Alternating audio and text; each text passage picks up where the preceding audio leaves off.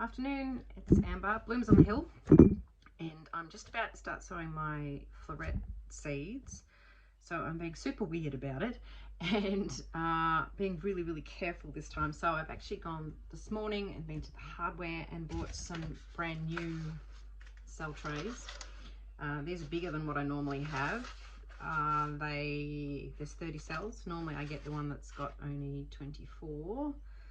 I did a price comparison, how much they cost per cell, and my normal ones are about 10 cents per cell. These were 17 cents.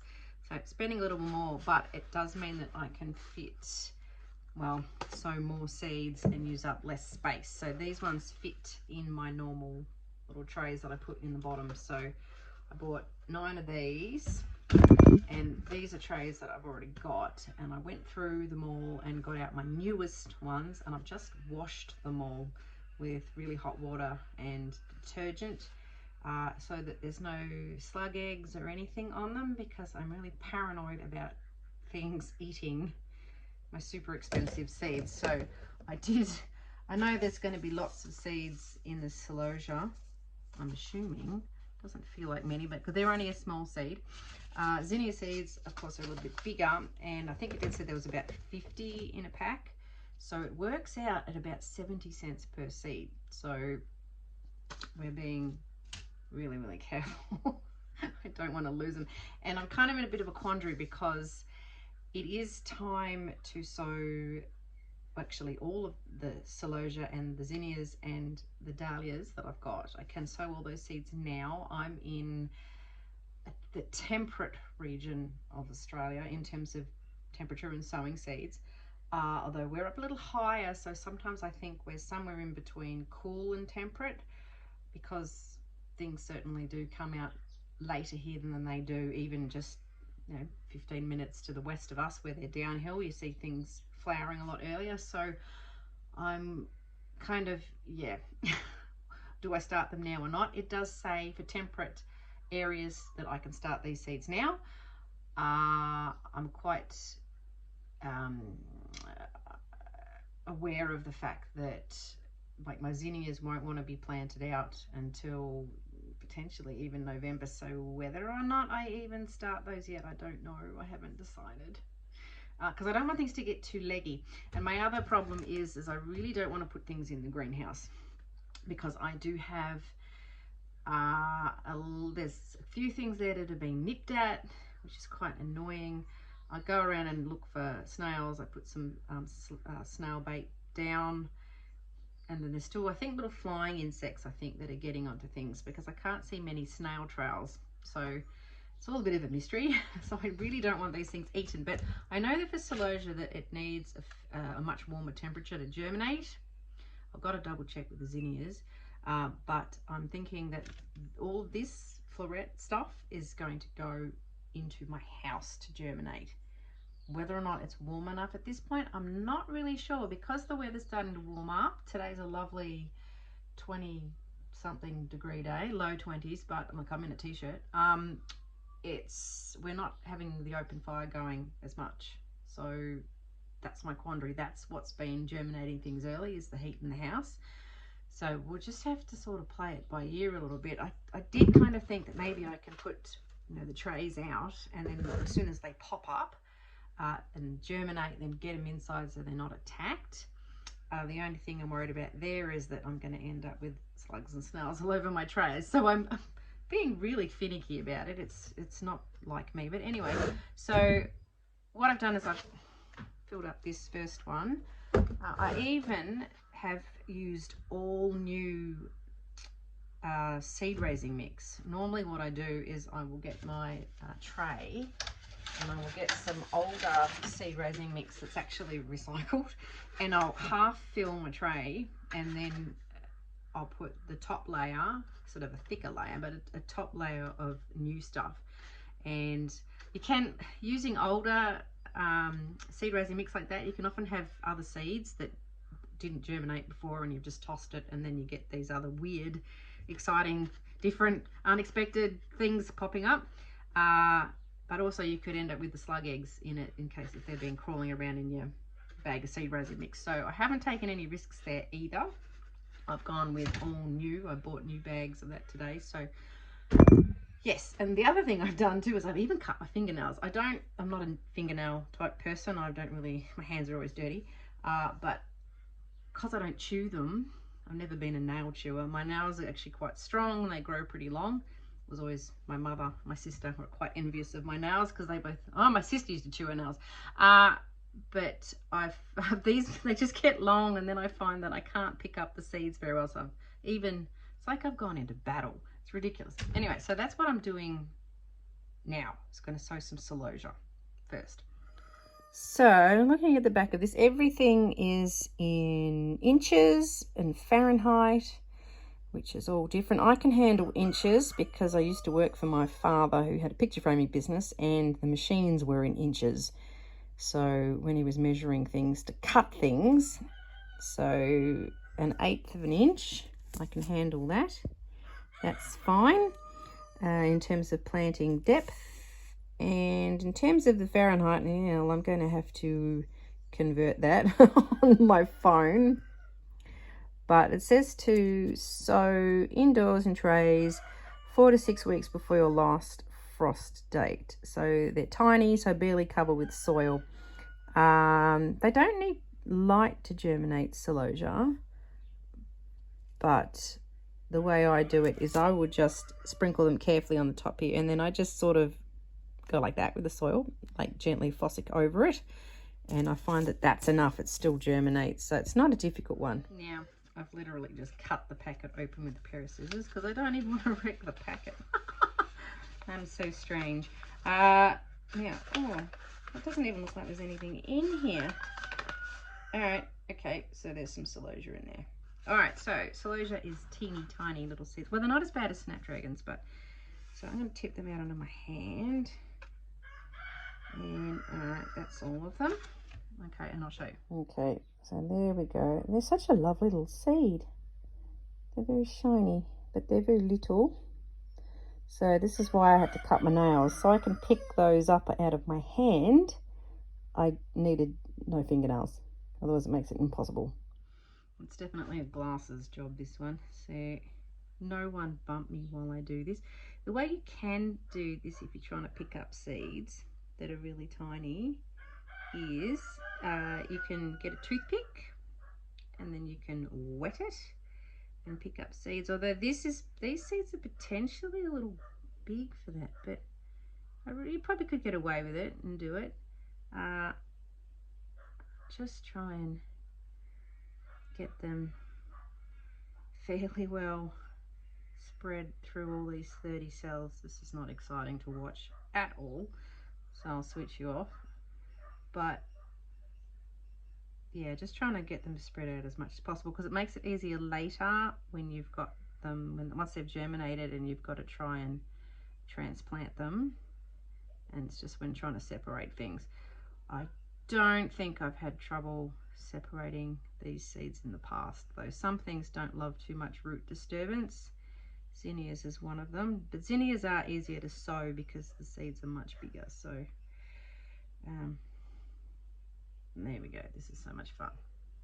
Okay, I finished sowing those. So yeah, I'm going to just like gently tease the soil over so they just get covered a little bit, and then I'll give them like spritz. And I even bought new labels, so write a label and done, and then it can go in the house and hopefully it will germinate. Hopefully it's warm enough. Is good because it teaches you patience. Because you need to be really, really careful. And a lot of the time, particularly when I'm doing really small seeds, I will just think, bugger it, and just chuck them in after a while. So I think the key is knowing when to stop before you start getting careless, because it will affect your germination rate if you don't do them properly. And this is the thing with seeds, they're all different. Some like light, some like to be in the dark, like phlox, which is just the weirdest thing ever. Some like to be in the freezer first for a while. They're all different depths, and it's just, I mean, it's funny though, because you think in nature, seeds you know, a plant will drop its seeds at the end of the season, and then they come back, you know, the plant will come back next year. It's meant to do that. That's how it's supposed to happen. And like, the seed just doesn't know to go into the ground to a certain depth, but still the plant would come back. I mean, that's to ensure its survival. So I don't know, the fact that we fuss around with them so much, but it's quite meditative. I think that's the word, isn't it? Yeah. And then pretty soon I'll lose my patience and it'll be time to stop. All right, brand new label. So I'm going to put on that Floret Celosia spun sugar, and I think it's the 24th. I don't know, I'll check. I usually put the date on it as well, so it's August, and then you know roughly that how long it should be until it germinates. So, and then I'll whack that in there, give it a spritz, whack it in the house, and fingers crossed it's warm enough for it. Right, that's done. See all my things drying over here. So all of these, the zinnias and the celosia and the dahlias, they can be sown sort of 4 to 6 weeks before your last frost date. So for us here, it's technically the end of September. I had a look at it last night. I looked it up. You can find that sort of information on the internet. So technically these can all go in. We might keep thinking about it a little bit, but I probably will do them over this week. Yeah, and get them going, but I'm still kind of in two minds, because putting them out where it's warmer would mean the greenhouse or the hoop house, where there's the risk of bug attacks. So I don't want things to get leggy in the house because they're trying to reach for the light, because they are having to reach through, reaching up towards a window. So that's the only problem. So anyway, we'll keep thinking. We just want to get these right, that's all. Okay, it's a couple of days later, and I've got the celosia sown, so I'm going to do zinnias now. So Victoria Wedding, Precious Metals, Dawn Creek Blush, and I've got Golden Hour. Whether I get all those done today, I don't know, just depends. And then I've got 2 different Dahlia seeds. So I'll show you how to do dahlias and zinnias. We've lost power. It's been a bit windy. It's been a little bit stormy last night. We didn't get hit really hard, which is good. We still lost power for a couple of hours, and now it's just gone out again because it's quite windy. It's lots of trees, lots of bush where we are. So usually when it's really windy, we lose power. So that's what's happened. So I was going to do some cooking. I've got all these eggs. My chickens have started laying. So I was going to do some cooking, and now I have no power, so I can't really do anything. So other than sow some seeds. So let's get on to that. Here's our dahlia seeds. So they're easier to sow. So this is the Floret, petite florets. So hopefully we get a lovely collection of different varieties like this, which would be fun. So they're easy to sow. So I'm just going to put 1 in each cell. Now, the dahlia seeds won't be the same as the mother plant. So to get clones of the original plant, you plant the tuber. If you want to get different varieties or create unique ones or do any breeding, that's when you save the seeds. Oh, and they almost fit in this 30 seed tray. I've got 1 spare, so I might actually just squeeze 2 in 1. That'll be okay. I can tease it out gently later. It did say on the website that that was approximately 25 seeds, so I feel like I've got a bit of a bonus with an extra 6. So it says a 1/4 inch planting depth. So America, that's good for you. 1/4 inch would be about 3 mil, I suppose. And yeah, there we go. So just, they need it to be, oh man, 60 to 70 Fahrenheit. I have no idea what that is Celsius. I think it's in it's got to be at least above 20 degrees, I think. I'm still thinking my house is a bit cool now because we don't have that fire going as much. Just poke those down a little bit, cover them up so pretty easy. And these are quite deep, these than my normal ones I use. They're a little bit deeper, so they'll be able to stay in these for a while, and they're a little bit bigger as well, which is good because I can just leave everything sitting in here for a lot longer. And these seedlings won't be able to go out until all risk of frost is excuse me, is past. And that's the same with the Celosia and the same with the Zinnias. So you're going to really make sure it's warmed up outside before you can plant them out. Written the tag as usual. Floret Dahlia, petite florets, put the date. Now normally, of course, this stage I'd water them in, but I have no water because I have no power. So because we're on tank water, once the power goes out, my pump won't work and I can't water them. But that's all right, I can just set them aside, and once the power comes back on, I could water them outside because our other water comes from the dam and it's gravity fed, but that's not a big deal. They can just be done later. And I've just sown the other Dahlia seeds, the bee's choice. So her Dahlia seeds are open pollinated, which means that the bees and the butterflies and other pollinators have done the job. So that is flying around and getting pollen on their legs and go to another plant, and then pollination, that's how it works, of course. And so it's all a bit willy-nilly in terms of what they're going to get. The difference is with like her Zinnia seeds, with Erin's Zinnia seeds, she has them in what she calls flysolations, little play on the word isolations, and where she has plants covered with netting, and then she releases flies in amongst those varieties, and the flies do the pollinating, which is really, actually I think she puts a larvae in there and then they hatch out as flies, so it's really cool. I've got to shut this door. My kids are born in a tent, I think, and can't shut doors.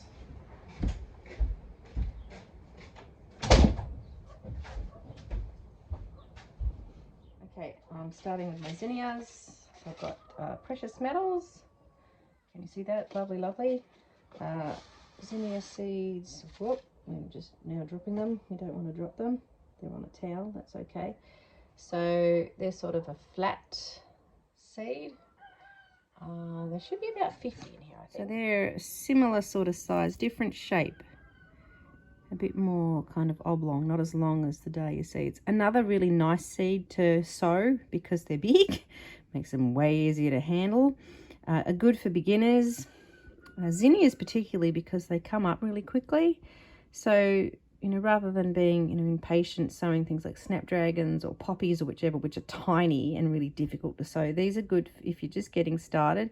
So you'll see some results pretty quickly, and it's, boosts your confidence a little bit. As well as the confidence boost, you also get plenty of flowers with zinnias because they're a cut and come again, and you pinch them out when they're a smaller plant, so you'll get lots more branching and lots more flowers, but they just reward you with constant flowers. Yeah, so they're totally worth it. I keep getting messages now from the power company to say they're investigating our power outage. We lose power a lot. We had in February a massive storm and we lost power for 6 days. A few years ago, 3 years ago now, we had a huge storm that was overnight. It was a massive storm. Lots of damage done, and we lost power for 8 days, and then a few months later another 8 days. We're quite used to living with candles and running off the generator, so it's really, really annoying. But anyway, it is what it is. These are really nice, healthy zinnia seeds. I've never seen any quite like this. Usually they're sort of black and a bit kind of shriveled, but these are really nice. So normally when I sow zinnia seeds, I usually put 2 in a cell. I haven't here because I want these to obviously do really well because they were so expensive. And they'll probably sit in here longer than I normally do. Normally I'll plant zinnias out when they're still fairly smallish. We generally sow them a little bit later because of how cool it is here. But these will probably sit in longer, so they'll get bigger and they'll need more space. So just 1 per cell. So I've got quite a lot of seeds left over in here. I do have more of this particular variety coming because this was my favorite. So I might actually put some in some other trays, and I might give them a wash and put them in the greenhouse. So I'm still tempted to put all of this in the house, even though it's not quite warm enough. It is it is still a bit of a quandary because I don't think one thing's eaten by bugs. But anyway, that's how this has gone. And zinnias, that's another 1/4 inch. So about 3 mil, and they do like warmth. So we'll see how they go germinating in the house, but nice and easy to sow these. So I'm up to my last tray. I've sown everything. I've got a tray of everything. I do have some of each of the zinnias left because there's quite a lot of seeds in each packet. So I might just sow some rows of each, and it will still mean I still have some seeds left, but I can do, yeah, a few more of each, put them in the house as well. And then I think I might finish up with the rest and put them in the greenhouse, see how they go there. I do have some trays that have got covers, which I'll need to wash. And hopefully I can protect those from the bugs. But that means that this lot's done, and then I'll be more arriving in the mail, which I might wait and do in a few, two or 3 weeks or so, and have a bit of a spread of them, get a few successions going.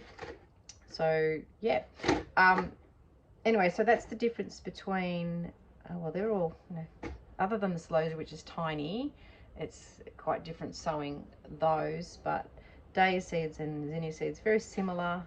And just with all 3 of them though, you'll need to wait until the weather does definitely warm up before you put them out. Otherwise they would just sit and sulk. They won't do well for you at all. Much better waiting till they get that little bit bigger, a little bit tougher, and because they're a tender annual, they need that warmer weather. So anyway, if you've got some Floret seeds, let me know. It's kind of exciting to see these. Can't wait to see all these beautiful colours of these zinnias. Can't wait for these, oh no, the Dahlia seeds, to see what we get. Nothing quite like waiting for them to bloom to see if you get something interesting. So that will be a bit of fun. Anyway, the power's back on now, which is great. So I'll go and do some baking, I think. See you next time.